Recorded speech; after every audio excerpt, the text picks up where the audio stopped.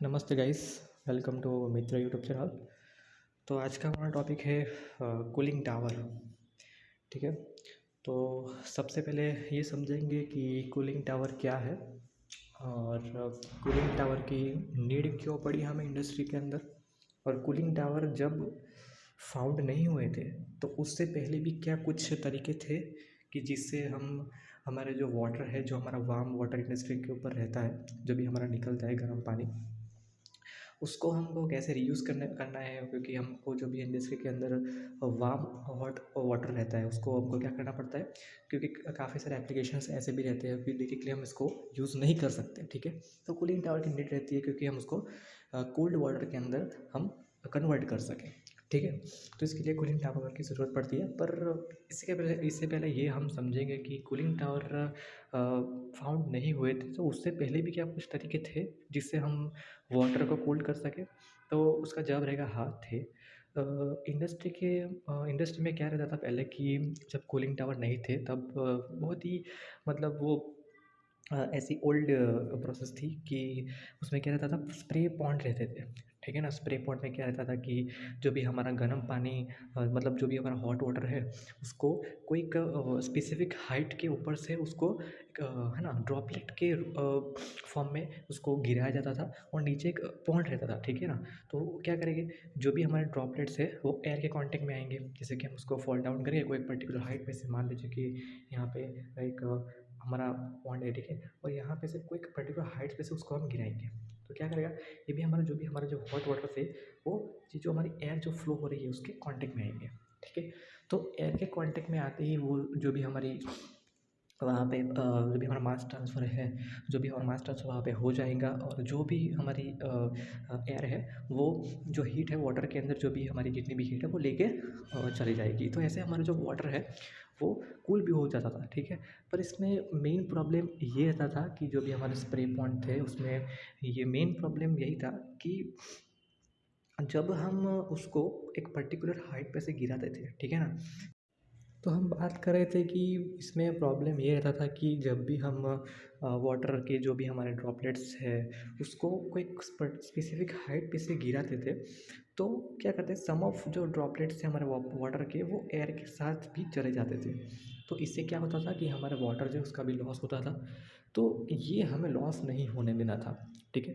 तो उसके बाद में क्या करा गया कि कूलिंग टावर जो है वो उसकी एक यहाँ पे बनाया गया और इसका कंस्ट्रक्शन किया गया। तो जैसा कि हम लोग जानते हैं कि कूलिंग टावर के टाइप्स कितने हैं, बेस्ड ऑन दी बात करके टू टाइप्स मेनली रहते हैं कि based on the air draft and based on the air flow pattern.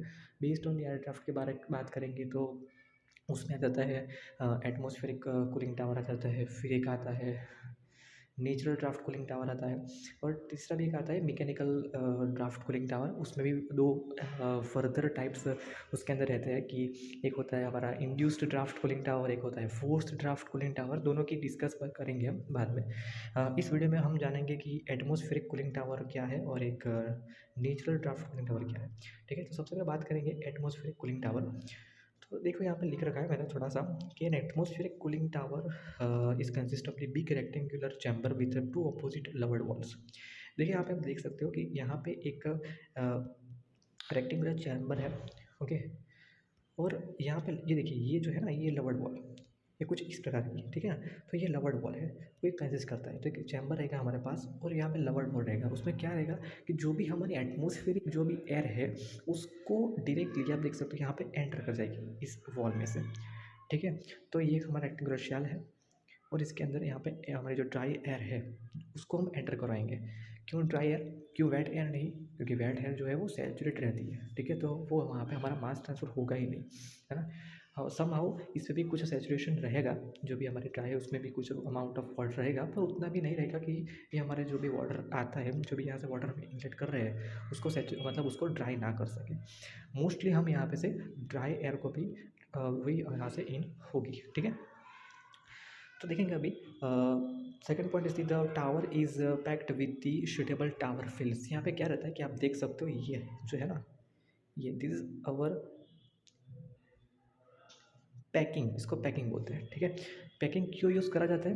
क्योंकि जैसे कि हमें थोड़ा-थोड़ा पता है ऊपर ऊपर से कि पैकिंग जो है वो जब भी हमारा कोई लिक्विड ऊपर से हम यहाँ पे से उसके ऊपर फॉल करवा रहे हैं, यहाँ से हमारी एयर आती है, तो एयर और लिक्विड दोनों का एफिशिएंट यहाँ पे कांटेक्ट हो, दोनों का एफिशिएंट यहाँ पे mass transfer as well as heat transfer हो, इसलिए हम पैकिंग का यूज़ करते हैं। अभी पैकिंग के भी बहुत सारे यहाँ पे टाइप्स रहते हैं कि कौन-सा पैकिंग हम यूज़ करेंगे, ठीक है? उसका भी टाइप रहता है। तो मेनली हम पैकिंग के टाइप्स की बात करेंगे कि वो भी बहुत मतलब कोल्ड ड्रिंक्स भी आती है पैकिंग के टाइप्स में से, और रेस्टिंग रिंग वो भी हम यूज़ कर सकते हैं, बट इस mainly depends upon the our suitable मतलब जो मेरा वाटर है तो उसके कैरेक्टरिस्टिक्स पे भी यहाँ पे थोड़ा वो डिपेंड्स करता है कि कौन सी हम यहाँ पे पैकिंग जो है वो यूज़ करेंगे। तो उसकी बात यहाँ पे नहीं करेंगे क्योंकि ये थोड़ा सा लंबा हो जाएगा पार्ट। तो यहाँ पे सिर्फ अभी तक आप इतना जान लो कि हम जो है वो यहाँ पे पैकिंग यूज़ करते हैं।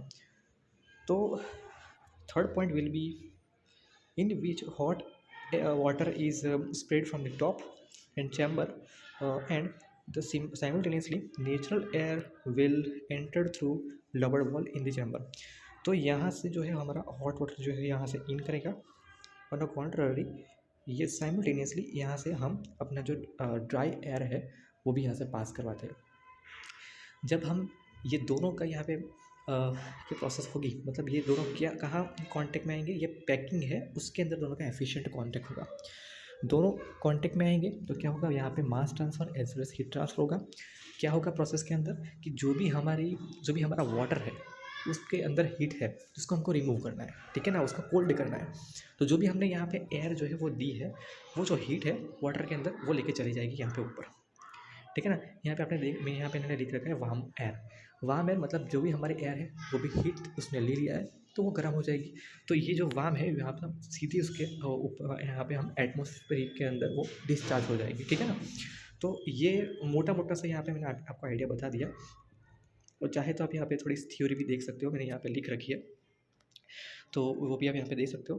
पर मैं एक बार और आपको बता देता हूँ थोड़ा सा कि यहाँ पे देख सकते हो कि इसको बोलते हैं स्प्रे डिस्ट्रीब्यूटर। ये जो है उसको बोलते हैं स्प्रे डिस्ट्रीब्यूटर, है ना। तो स्प्रे डिस्ट्रीब्यूटर से क्या होगा, जो भी हमारा वार्म वाटर है उसको स्प्रे करेंगे ये टावर पैकिंग के ऊपर। यहाँ पे से हम एयर है हमारी ड्राई एयर उसको इंसर्ट करवाएंगे।